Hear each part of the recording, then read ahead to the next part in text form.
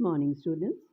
In today's video, we'll be covering session 3rd, that is effective communication of unit 1st, that is communication skills of 10th standard beta. And thus they are covering what are the principles and barriers of effective communication. Principle means क्या क्या points होने चाहिए जिससे हमारी communication क्या हो जाए, affective हो जाए, और बैरियर्स क्या हैं, रुकावटें क्या हैं जो कम्युनिकेशन को अफेक्टिव होने से रोकती हैं, और इन बैरियर्स को हम ओवरकम कैसे कर सकते हैं ये भी इस चैप्टर के अंदर डिस्कस किया गया है बेटा. Now first of all they are saying effective communication is the one where both parties participate in a constructive way. कि जब दो पार्टीज कौन सी, जो स्पीच दे रहा है, बोल रहा है, और दूसरा जो सुनने वाला है वो कौन होता है, सेकंड पार्टी. तो जब उनके बीच में अफेक्टिव कम्युनिकेशन तभी होगी जब दोनों पार्टीज इंटरेस्ट लेती हैं, एक अच्छे तरीके से सुनती हैं और जवाब देती हैं, है ना, एक दूसरे को रिस्पॉन्स प्रॉपरली जा रहा है. एंड अफेक्टिव कम्युनिकेशन जो सिस्टम होता है, it provides a liberty means freedom to both the sender, the one who is speaking, and the receiver who is listening to convey their message. अपने मन की बात वो कर सकें अच्छे से, है ना, reasonably अच्छे से, है ना. So effective communication is a two-way communication process. Two-way हो गया ना, sender and the receiver दोनों साइड से, है ना, both the parties. दोनों को राइट हो, कन्वीनियंस हो कि वो अपनी एक्सप्रेस कर सके अपने मैसेज को, ओपिनियंस को, फैक्ट्स को, इंफॉर्मेशन को एक दूसरे के सामने. और अगर ये हो पाता है तो that communication will be known as an effective communication. अब इसके कुछ प्रिंसिपल्स होते हैं जिसके बदौलत हम कह सकते हैं कि ये अफेक्टिव कम्युनिकेशन है. Number first is that clarity should be there. Message से साफ पता लगना चाहिए कि वो क्या कहना चाह रहा है, और ऐसी लैंग्वेज होनी चाहिए कि अंडरस्टैंडेबल हो, दोनों पार्टीज उसको समझ पाएँ. Second thing, attention. जो उसको सुन रहा है, कम्युनिकेशन जो बोल रहा है सेंडर, तो वो जो सुनने वाले हैं, जो वो बोल रहा है सेंडर, है ना, बोलने वाला जो कम्युनिकेट करने की कोशिश कर रहा है, तो उसकी बात अच्छे से सुने. कौन, रिसीवर. और वो अटेंटिव हों. और अटेंटिव कब होंगे, जब सेंडर्स का जो मैसेज दे रहे हैं इतने कॉन्फिडेंट और इतने बुलंद तरीके से होगा कि वो अट्रैक्ट कर सकें ऑडियंस को, है ना. तो हमने देखना है कि receiver should be fully attentive in communication process. अगर वो है, it means the communication is going on perfectly. For example, they have given a manager should arouse the interest of the receiver. Receivers का उसको interest develop करना चाहिए जिससे जो उसके अंडर हैं वो उसको सुन सकें. Next is consistency. The principle employs that communication should always be consistent with the planned object of message being conveyed. जो मैसेज कन्वे किया जा रहा है वो प्लान्ड वे में होना चाहिए पहले से, और वो इस तरह का होना चाहिए कि वो अपने मैसेज या ऑब्जेक्टिव को, जो उसका मोटिव था, उसको कन्वे कर सके. Then next one is your that adequacy means the information being communicated should be adequate. जो इंफॉर्मेशन दी जा रही है एकदम परफेक्ट होनी चाहिए, कंप्लीट होनी चाहिए, अपने आप में इनकम्प्लीट नहीं होनी चाहिए. तो ये थोड़ा है कि जो रिसीवर्स है वो गेस करते रहे कि व्हाट ही वांट टू से इट. टाइमलीनेस. और जो भी मैसेज कन्वे किया जा रहा है विद इन टाइम होना चाहिए. अच्छा जी, कल प्री बोर्ड है और प्री बोर्ड ले लिया गया, बाद में बताया गया कि आपका प्री बोर्ड था, तो इट्स यूजलेस ना. तो ये है कि टाइमलीनेस, मतलब टाइम से हर चीज़ को क्या होना चाहिए, कन्वे किया जाना चाहिए. Okay. Then next is your that is feedback. Receiver, sender ने बोल दिया, रिसीवर ने सुन लिया, और रिसीवर को फीडबैक भी देना चाहिए जिससे पता चल जाता है कि कम्युनिकेशन अफेक्टिव थी या नहीं, उसमें कुछ सुधार की ज़रूरत है या नहीं, जिससे नेक्स्ट टाइम वो चीज़ अगर कुछ कमी थी तो वो रिपीट ना हो. Then economy. The communication should take place in a way that cost optimally. भी जो कम्युनिकेट करने का साधन है वो इस तरह होना चाहिए कि ज़्यादा महंगा नहीं पड़ना चाहिए, है ना। तो वो कॉस्ट ही दिमाग में रह जाएगी तो मैसेज कैसे कन्वे होगा। तो अगर कोई और ऑल्टरनेटिव कभी भी तरीका दिखे कि इससे हम सस्ता रह सकता है मेथड ये, तो हमें वो ही अडॉप्ट करना चाहिए। और इसमें कुछ 7 सीज हैं, सी से वो चीज़ें स्टार्ट हो रही हैं अफेक्टिव कम्युनिकेशन के लिए। ओके, तो that will be discussing it. अभी जो बेटा हमने अभी पहले डिस्कस किए हैं प्रिंसिपल, ये आपका जो चेक पॉइंट है पीछे, उसमें ना पहला क्वेश्चन भी है, व्हाट आर द प्रिंसिपल्स और अफेक्टिव कम्युनिकेशन। तो आपने यही लिखना है, मैं साइमल्टेनियसली आपको बताती रहूँगी जिससे आपको अच्छे से समझ में आ जाए। पहले क्वेश्चन में से the principles of effective communication are करने के बाद हम लोगों ने फिर जो हमने प्रिंसिपल्स फर्स्ट पेज से स्टार्ट किए थे वो लिख देने हैं। How many were there, that is your 5 on this page, है ना, and 2 were on the next page which we are going to write in our copy. Okay, now the next question is, है ना, अब ये check point का second question है बेटा, which rule should be followed by communicator while constructing a message। तो पहले हमने, अब ये वाला हम लोग आंसर इसका स्टार्ट करने जा रहे हैं कि क्या रूल्स हैं अफेक्टिव कम्युनिकेशन के, यहीं से हमने लिख देना है। A sender must follow some rules for creating message known as 7 C's of effective communication. These are rules are as follow और या आर बीइंग लिस्टेड बिलो। तो हम लोग स्टार्ट करते हैं। नंबर 1, अफेक्टिव कम्युनिकेशन के लिए 7 C's का पहला है control. You should have control over your self. जो आप बोल रहे हो, अपनी बॉडी लैंग्वेज के ऊपर, अपनी आवाज़ के ऊपर, अपनी टोन आपकी किस तरह है ना, plus on the audience also you should create the control, है ना। अपने बोलने का ढंग इस तरह होना चाहिए कि वो आपको मजबूर हो जाए सुनने के लिए। तो वो क्या होता है, कंट्रोल। और देखो, अगर हम उनको मजबूर करेंगे सुनने के लिए, क्योंकि देखो हमें कुछ अट्रैक्टिवनेस होएगा, आवाज़ उस हिसाब से होएगी, बॉडी लैंग्वेज, गेस्चर, तभी तो कोई सुनेगा हमें। तो कहते हैं कि पहली बात है कि हमें अपने आप पे कंट्रोल होना चाहिए और कोशिश करना चाहिए इफेक्टिव कम्युनिकेशन के लिए कि ऑडियंस में भी कंट्रोल करने की कोशिश की जाए। The next one is that conversational. Okay, what does it say, try to converse to involve the other person. उनको इन्वॉल्व करने की कोशिश करो। डू नॉट लेक्चर, ये नहीं बोलते रहो। And do not whine. Whine means बड़ी हाई पिच मत रखो जो अगले को परेशान कर दे।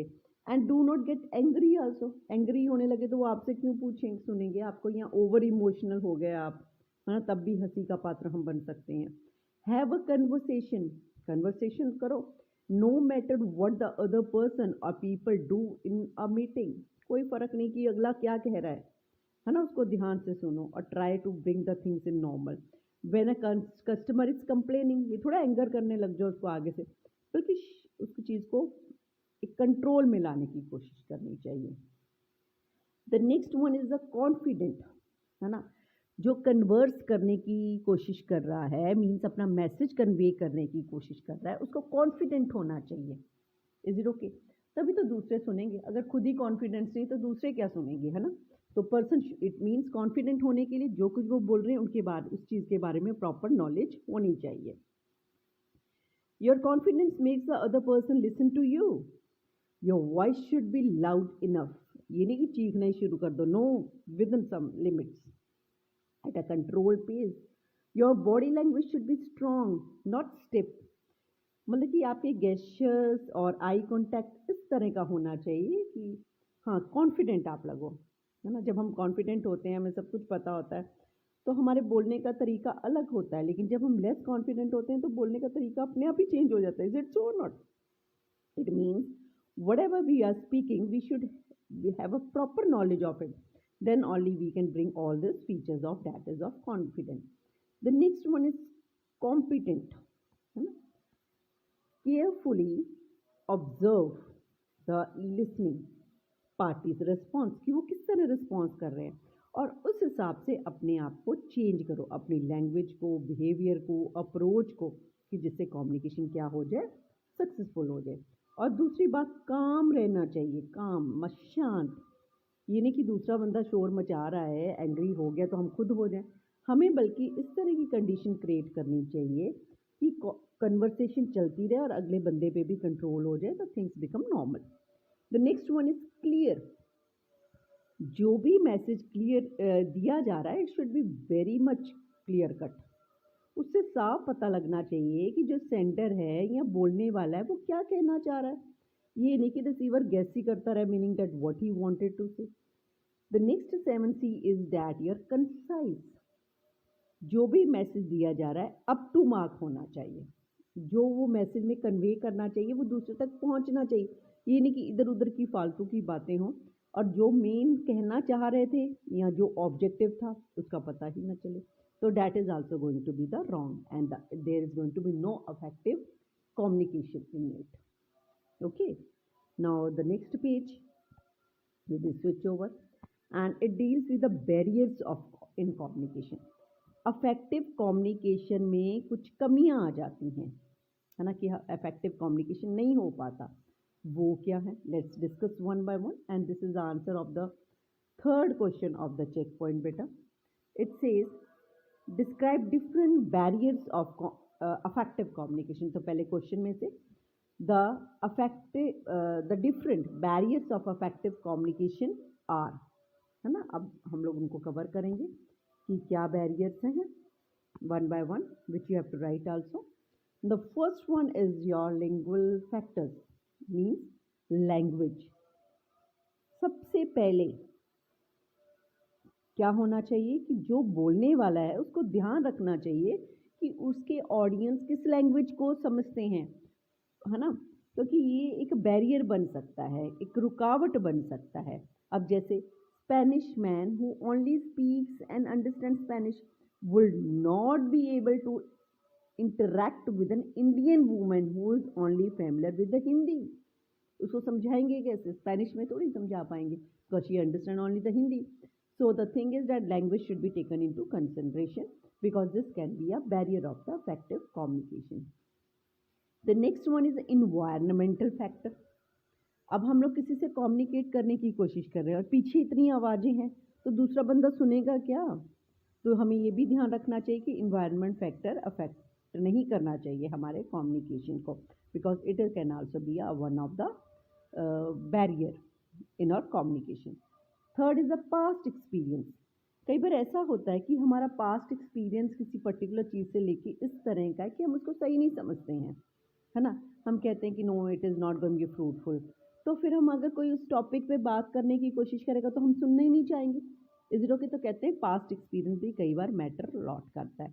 अब जैसे एग्जाम्पल दे रखा है, मान लो if you fall while riding a bicycle, you might be afraid of riding a bicycle again in the future due to your experience. So if someone is telling you the advantages of cycle ride, you might not understand his or her point. Is it so or not? हम तो भाई गिर चुके हैं cycle से, तो कोई अगर एडवांटेज बता रहा है तो हम सुनना ही गवारा नहीं करेंगे। इज इट सो और नॉट? तो कहते हैं पास्ट एक्सपीरियंस भी क्या बन सकता है? Barrier. Another is your culture influence. कई बार कल्चर का डिफरेंस भी होता है कि हम उस चीज़ को नहीं एक्सेप्ट कर पाते। अब जैसे देखो नॉर्थ अमेरिका में to touching the children on the head is, है ना, इज ओके, है ना, but this thing in Asia it is considered highly inappropriate, उसमें नहीं समझा जाता है। तो कई बार कल्चर इन्फ्लुएंस भी हो जाता है। प्रेजुडिस, हैविंग प्री कंसेप्शन, पहले से सोचा होता है, कई बार माइंड में इस तरह बिल्ड हो रखी होती है feeling that this is not affective, this ये ठीक नहीं है, तो वो कहते हैं वो भी इफेक्टिव कम्युनिकेशन नहीं होने देता। जैसे अब थिंकिंग कि सारे टीचर्स क्या होते हैं? स्ट्रिक्ट होते हैं, है ना, एंड कैन और चांसेस क्या होती हैं? Having a relationship of even conversation with teacher in the future. वो तो डरेगा ना, he will are strict and constrain the chance of having the relationship the और even communication with the teachers in the future, because उस mind है ना, प्रेजुडियस है कि टीचर्स क्या होते हैं? स्ट्रिक्ट ही होते हैं, लेकिन ऐसा तो कुछ नहीं होता है ना। तो नेक्स्ट इज़ योर फीलिंग। जब हम कई बार हम खुश नहीं हैं तब भी हम अच्छे से कम्युनिकेट नहीं कर पाते, या हम फील अच्छा सा नहीं कर पा रहे हैं, we are not feeling well, तो कहते हैं फीलिंग्स के ऊपर भी डिपेंड करता है। Another is your personal factors. Personal factors are different for each. For example lack of confidence, है ना, कई बार कुछ कमियां होती किस पर्सन के बारे में, पर्सन को, तो उसके कारण भी कई बार अफेक्टिव कम्युनिकेशन नहीं हो पाती है। अभी देखो अब कम्युनिकेशन तो बहुत अच्छा साधन है जिसके थ्रू हम अपनी फीलिंग्स एक्सप्रेस कर सकते हैं, और लेकिन अभी हमने पढ़ा कि कुछ ये बैरियर्स हैं। अब इन बैरियर्स को तो ओवरकम करना पड़ेगा ना, तभी इफेक्टिव कम्युनिकेशन हो पाएगी, हम लोग सोसाइटी में इंटरेक्ट कर पाएंगे, है ना। तो अब कुछ पॉइंट्स बताए हुए हैं how to overcome the barriers of communication, और ये चेक पॉइंट का 4th क्वेश्चन भी है बेटा, what are the measures to overcome different barriers to communication.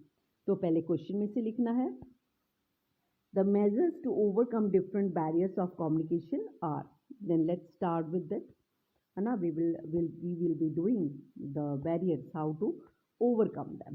number first, that is, अभी हमने जैसे पहले पढ़ा था कि बैरियर पहला वाला कौन सा था, दैट इज द लैंग्वेज, ठीक है। तो इसको हम बैरियर होने ही क्यों दे रहे हैं, तो पहले से जो बोलने वाला बंदा है, वक्ता है, उसको पहले से सोचना चाहिए कि जिनके सामने वो कम्युनिकेट करने जा रहे हैं उनकी लैंग्वेज कौन सी है, उनकी रिक्वायरमेंट क्या है। अगर वो लैंग्वेज वो जानता है बंदा तो वो उसमें बात करे, otherwise they may use visuals, photographs, drawing, diagrams, and so on to overcome the language barrier. Okay. So, however, you should be aware the different situation and different cultures having varying interpretation of non-verbal communication, है ना, because it can be a part of it barrier. तो हमें उस हिसाब से prepare होना चाहिए। दूसरा था हमारा इन्वायरमेंटल फैक्टर, बैरियर था। तो हमें जब हम कम्युनिकेट कर रहे हैं तो हमें मेजर्स लेनी चाहिए, अपने आप को उस हिसाब से वहाँ कम्युनिकेट करना चाहिए जहाँ ये बैरियर ना हो सके, इन्वायरमेंट फैक्टर। अब मान लो कि अब एसी की प्रॉब्लम है, तो हमें क्या करना चाहिए, get the temperature of AC adjusted and then repeat the message in a distraction free environment, is it sure not. The next one was overcoming barrier of past experience. हम कह रहे थे कि जो पास्ट एक्सपीरियंस है वो as a barrier act कर सकता है, तो अब इसको कैसे ओवरकम किया जा सकता है। तो हमें पहले we have to take care of the जो आपका रिसीवर है उसकी फिजियोलॉजी के बारे में पता होना चाहिए, उसकी माइंड में किस तरह की फीलिंग्स हैं। फिर उस हिसाब से अपना लेक्चर तैयार करना चाहिए, उसको अप्रिशिएट करना चाहिए, उसे बताने चाहिए कि कुछ रोल मॉडल्स जो अपनी इस प्रॉब्लम को ओवरकम कर चुके हैं वो बंदा तो नहीं इसको प्रॉब्लम समझेगा, लेकिन हमने उस हिसाब से उसको डील करना है कि वो उस चीज़ से बाहर आए, पैनिक भी ना हो हमारे कहने पे, एंड ट्राई टू कामली उस चीज़ को हैंडल करना चाहिए। And overcoming the barrier of cultural influence, है ना, कई बार कल्चर कहते हैं, तो हम जिससे कन्वर्स कर रहे हैं उसका पहले कल्चर समझना चाहिए और उस हिसाब से अपनी चीज़ों को सामने रखना चाहिए। देन ओवरकमिंग द प्रेजुडियस, जैसे किसी की थिंकिंग है तो पहले उस बंदे को पढ़ो अच्छे से, उसको समझो, फिर उसको धीरे धीरे उस चीज़ से निकालने की कोशिश करो, उसकी क्या जो भी कन्फ्यूजन्स हैं वो make your conversation effective. The next one is overcoming barriers of feeling in personal. तो उस वक्त कन्वर्स होना चाहिए जिस हिसाब से उस बंदा अब स्ट्रेस फ्री है ना, और उसको या तो उस कंडीशन से बाहर निकालने की कोशिश करनी चाहिए, and then we can communicate with that person. या इफ फीलिंग्स आर ओवरवेलमिंग भी बढ़ रही हैं, then communication might not be possible, so the communication should patiently give time to the receiver to calm down, और receiver को भी क्या करो, काम डाउन हो जाए वो, है ना। और अपनी भी जब हमारी एकदम परफेक्ट कंडीशन होती है तभी हमने कम्युनिकेट करना चाहिए जिससे हम अपनी बात को अच्छे से प्रेजेंट कर सकें। So why effective communication is important, देखो it is effective communication is very important skill.